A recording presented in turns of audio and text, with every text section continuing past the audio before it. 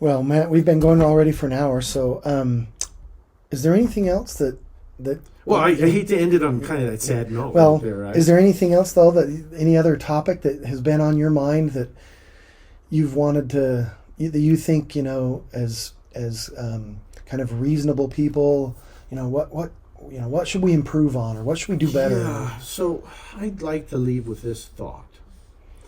People come to the Bean Life Science Museum because they like to see the things that we have, right? So we have an exhibit of waterfowl, and we've got a wonderful collection of ducks and geese and swan, and people come in and they look at it and they'll say, oh, look how cool this mallard looks, and look how cool this flamingo looks. And we can look at this diversity and appreciate it and think that this is really cool because we didn't recognize there was that much diversity in ducks, right? And we all experience it. And that's wonderful, and we want to cater to that, and we love that. But I want to leave you with this thought.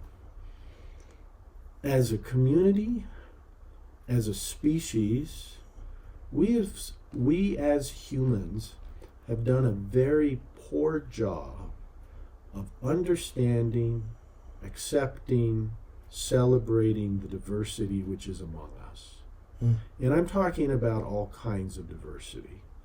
I'm talking about diversity that some people would characterize as racial diversity. And we're all aware of the struggles that our society is going through. I would talk about diversity in terms of neurodiversity, right? There's people who are on the spectrum of autism, people with ADHD, with a whole number of different challenges in their lives, and how these individuals are treated.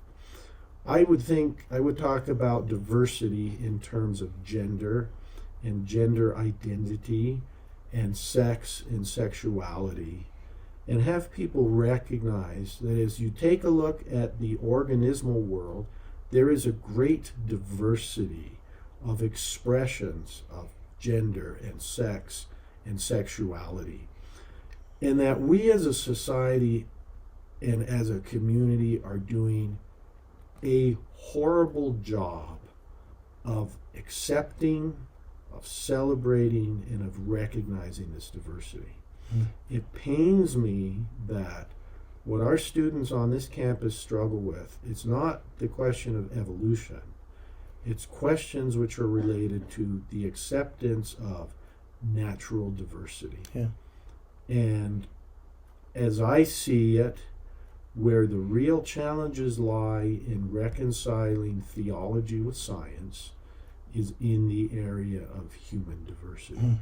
I wish that just as we celebrate the ducks and the butterflies and all these beautiful different forms, that we could do the same to celebrate human diversity, so that people can be treated with dignity, people can be treated with respect, and not just the pawns of a political process which is meant to cause a few people to retain power at the expense of the larger community. So diversity is amazing. Diversity is great. Let's be appreciative of it. I am convinced God loves diversity. I love that.